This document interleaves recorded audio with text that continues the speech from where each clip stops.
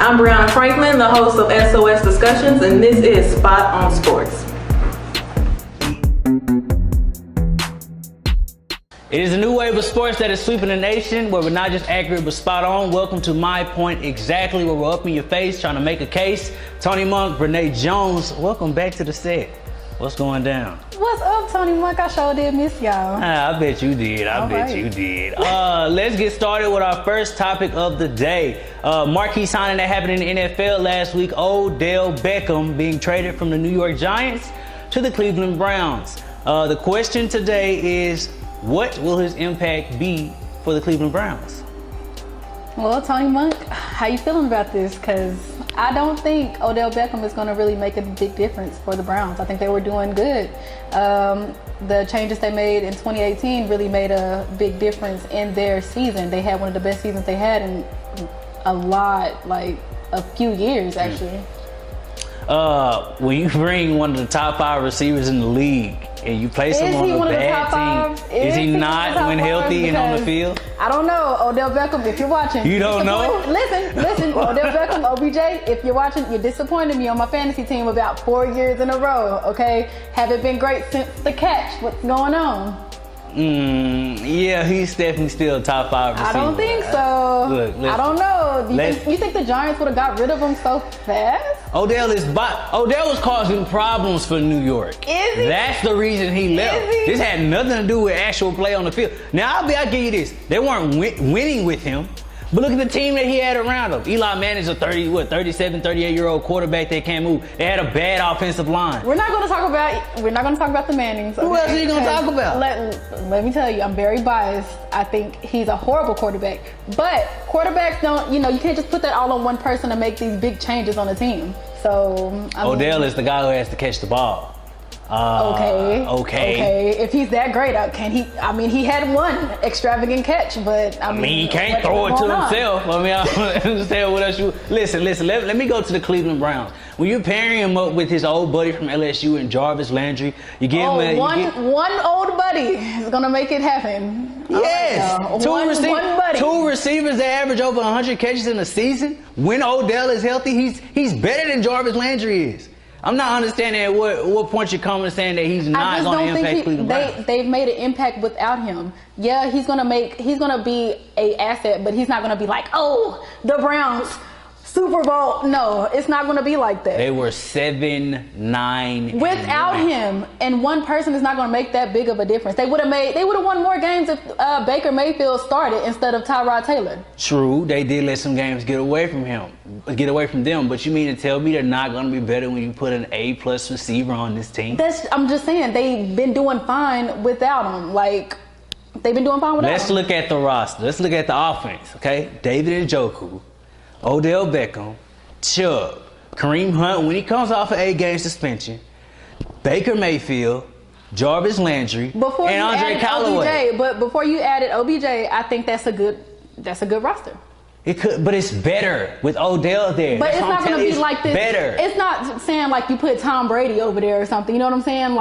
No, it's just going to make just a little bit better. It's not going to be like, oh, we got Odell now. We're about to be the best. It's not about to be like that. That's exactly what it is. We got Odell now. The Browns literally went from worst to first in the AFC North. Projected worst to first. Hi, my name is Brene, and here's my unpopular opinion. Odell Beckham Jr. is not the best, okay? And I don't know what you want me to tell you. Hey, what's up? I'm J.R. Bradley, the host of Groove and Move, and you're watching Spot on Sports. Thanks.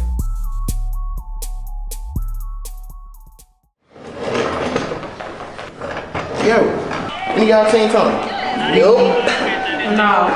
We about to do this show. I thought he was over here. I thought he was over here in the video. Look, you asking for him. I need where is he in physical form? I don't have my phone. This is Spot on Sports. We're fresh off the block and coming at you hot. This is Spot on Sports. The only thing accurate about this show is me. This is Spot on Sports, and I am the handsomest man in the land. This is Spot on Sports, where those two pinheads, Bruce and V-Walk, shouldn't even sit down next to me. I'm calling him. We need to hold him. I'm trying. Carter, Do you know where Tony is? In the bathroom working on his insurance, bro.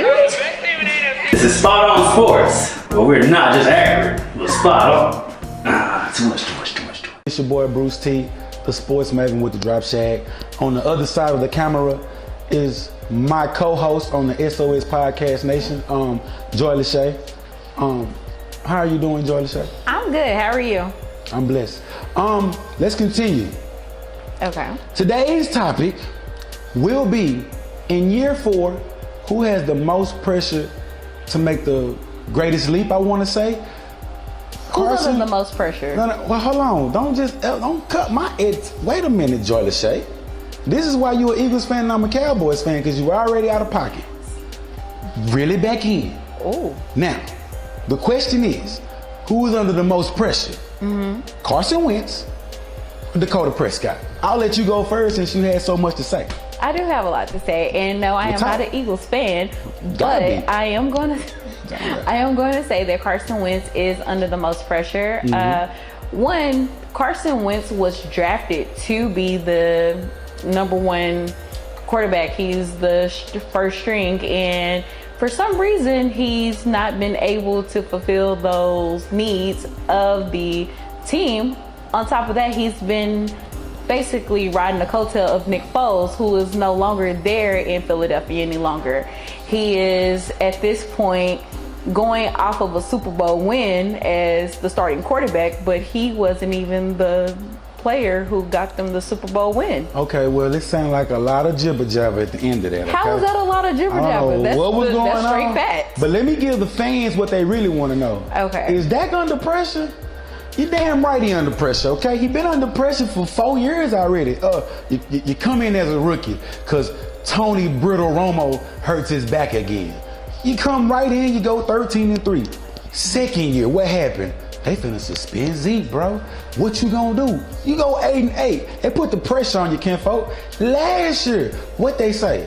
We cut Dez. We cut Dez. Who can you throw the ball? Once again, top 5 passer rating. Who did the blame go to? Hold on, Joy. Did I interrupt you on your soliloquy? Okay, go ahead. I digress. What I am saying to you is Dakota has always been under pressure. Always. But so all this back and forth about pressure, that's neither here nor there with Dakota. Okay, so do you feel like the pressure is just because it's the franchise as far as the Cowboys, or is it strictly football? Duh, strictly football. Hey, no, it's because it's the franchise. Child, please. You in the NFL, you're playing quarterback. Every franchise wants you to be an NFL franchise quarterback. Okay, so if that's the case, why do you feel as if Carson Wentz isn't under pressure? He doesn't no longer. Wait. Now you're putting words in my mouth. I didn't say that Carson was not under pressure.